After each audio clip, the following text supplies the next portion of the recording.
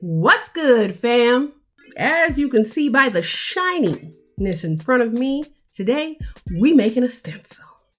But this is a stencil like we haven't done before because this will be a large scale, detailed stencil. And for it, I would like for you to think of a scene.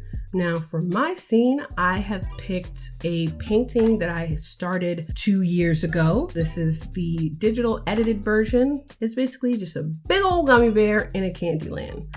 Obviously, there is way too much detail in this illustration than we have time for. I'm going to use some of the basic things, a little bit of detail, just enough to have some fun with, enough to analyze our stencil making skills, and enough to really dip our toe in the water of a large scale stencil. So you know me, I got my ruler because I like my straight lines, and I will cut out a rectangle from that. You can, of course, not use a ruler, but if you want to make sure it's very accurate, you can use your Gelli Plate. All you gotta do, you slap your Gelli Plate onto the piece of paper, take a Sharpie or a pencil and just trace around it. It's just that easy. I just have a tendency to make things more difficult and time consuming than they need to be. But that's why you love me. Now that I have my Gelli Plate shape cut out, I'm going to go ahead and start transferring the elements of the illustration that I want to be in my stencil. So you go ahead and do that too. Feel free to pause because I will probably finish quicker than you will, because right now this video is playing at like 500x speed, so take your time. I sure took mine.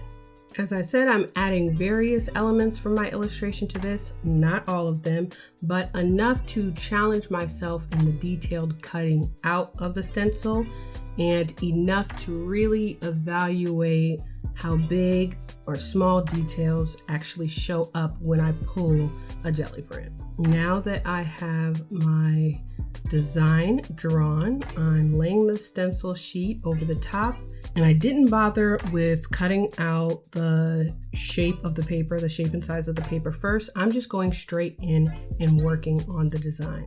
I would suggest that you draw out and cut out the shape of the paper first. That way, if you shift while drawing your design, it will be easier to line up just with the edges of the paper to the stencil sheet to figure out where everything's supposed to land. After the sun, I got with it, so I would just go ahead and start off by drawing that shape and cutting out the stencil sheet and the size of your design. It'll save you some time and a headache possibly.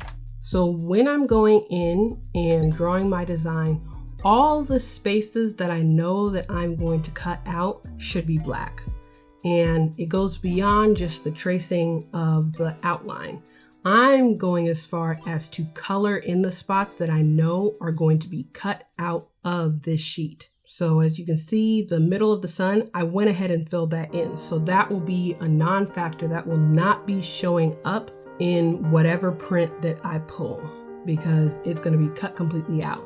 Because there's so many little details, so many elements of this drawing, as opposed to when we've done simple outline stencils before, this one just has a lot more going on, and it will be easier for me to know what to cut out, what to leave behind if I just black out everything that should be cut out of the stencil sheet.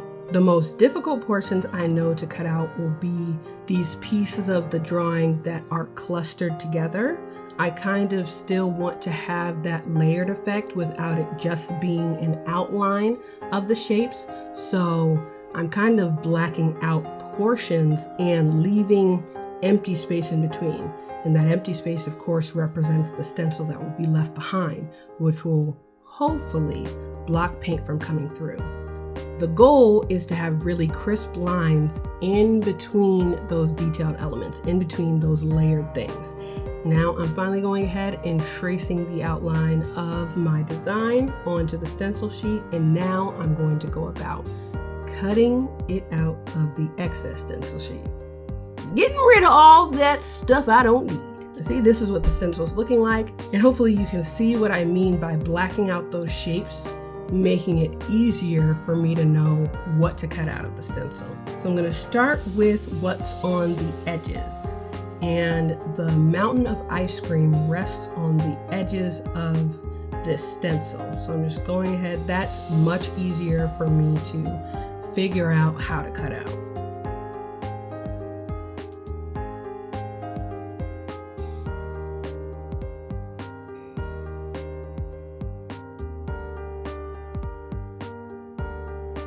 Now I am going into the clouds, and just like with stencils before, when you cut out the middle of the stencil, you make a little cut in the middle and then you go around the edges. I do chop off pieces of it at a time to make it easier for my large scissors to get through and get the crisp edges like I want. Now for this line, I will be folding it in half almost, not completely to make a crease. And I'm trying to line up a part of the line with another part of the line that kind of matches up. That way I can do kind of like a straight cut that won't go against the actual flow of the line. And once I get that, it's just a matter of cutting through that shape and then using the tip of my scissors. And again, I kind of cut it in pieces to make it easier for myself, because you might notice that your scissors will meet some resistance from the stencil sheet itself, because it's not wanting to give unless you cut it. And you don't want to make unnecessary cuts, because those will show up in your stencil and when you pull a print from it. Now the gummy worms were a little bit easier than just the single stroke lines, but it's the same process. You're folding it so that you find an area where the worm lines up with each other, making a little cut, and then carefully going around the edges of it and making sure not to make any unnecessary cuts in other directions where the line isn't actually at. The most tedious part of this had to be these little sections of the lollipop trees, because they were so small. And so when you have small detailed areas, really go in with the tip of the scissors. You just kind of make sure you're not going over where the blacked out part is. That way you don't make an unnecessary cut that goes too deep into the stencil where it's not supposed to be. Just really work with the tip of the scissors and sort of make your way around. It can be a slow, tedious process, but I promise it will feel better to have these cleaner lines and not be worried about extra miscellaneous cuts all around the stencil that you're terrified will show up when you pull a print from the stencil. And what happened with my son is exactly what can happen when you accidentally make a cut that was unintentional. And so now the sun is kind of separated and there's just a piece hanging off that was not supposed to be there, because I just cut straight through. It got me very confuzzled, and I'm just like, what do I do? I've ruined my life. But don't worry, later I just cut it off. And here's how it lines up with my drawing. As you can see, the drawing kind of shifted when I was tracing the design, and that was why I suggested that you cut out the shape of what the stencil is going to be before you even draw the design on there, because it's just much easier to keep up with everything lining together. Now I'm so annoyed that I just snip off this extra piece of the sun. I know, abrupt, but that's just how I felt in the moment. Now it is time to Gelli print. We've got our Gelli plate. We've got it landscape this time, y'all. We're doing things. Look at this landscape action. And I'm carefully laying down my stencil, taking care to press down all the creases that kind of were created during the cutting process, because the creases, y'all, are your enemy. But to try to help keep the paint where it is supposed to be, I'm going to be applying the paint to the stencil with a foam brush, which gives us a lot more control than we would have if we just rolled with a brayer. At least I think so. So I'm paying special attention to putting paint in all the areas that will show through on my print. Not being too excessive, but putting just enough for all the areas.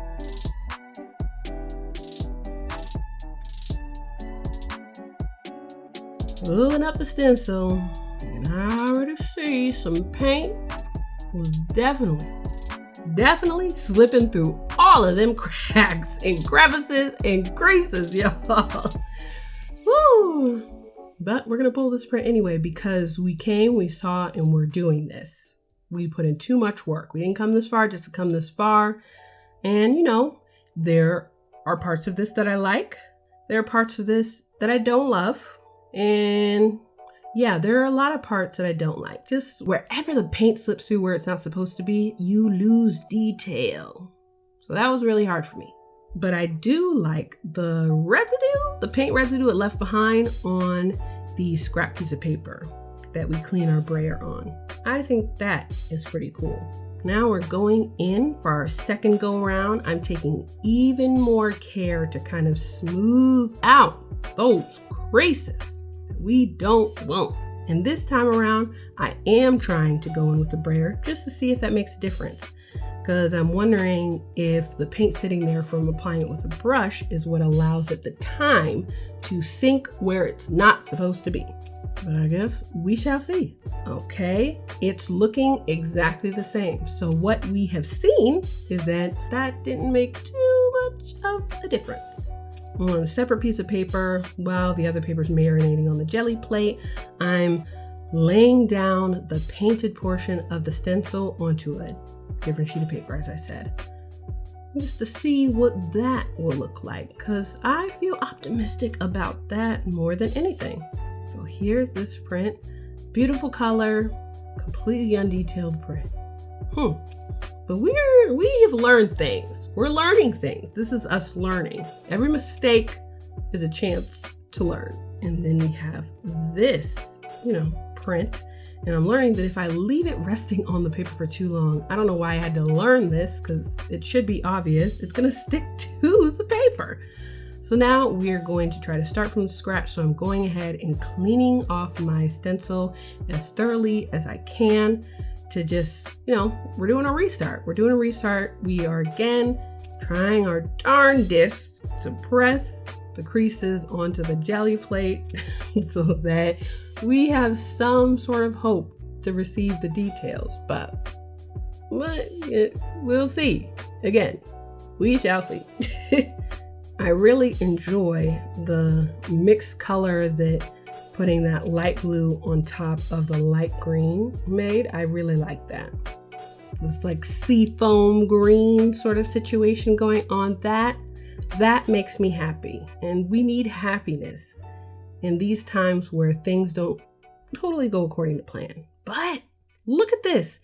This is looking a smidge cleaner, I must say. This, just looking at it, looks a smidge cleaner.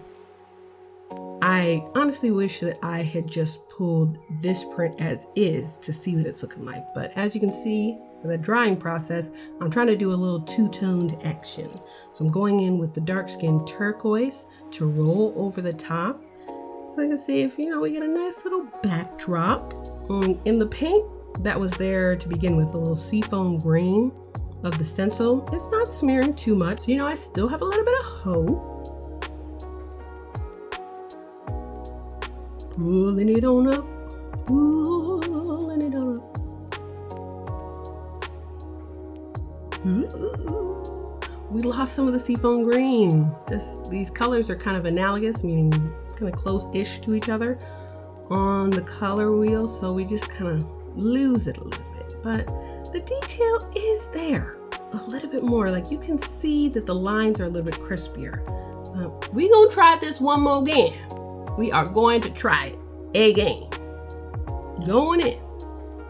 Dark skin turquoise as the base. As the base, yes, we're starting with the darker color in the foreground, which we learned in previous weeks sometimes yields very good results. So we're hoping for very good results.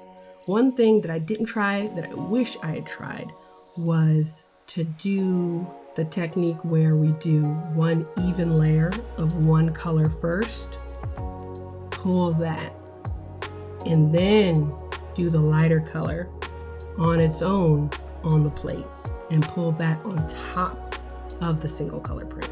Should have done that, didn't. I have regrets. We'll try it in the future. I mean, look at this ghost print. Look at this ghost print from the paint on the actual stencil. It looks so good. It looks so good. But here, I'm trying to make this as clean as possible. I did kind of get lazy.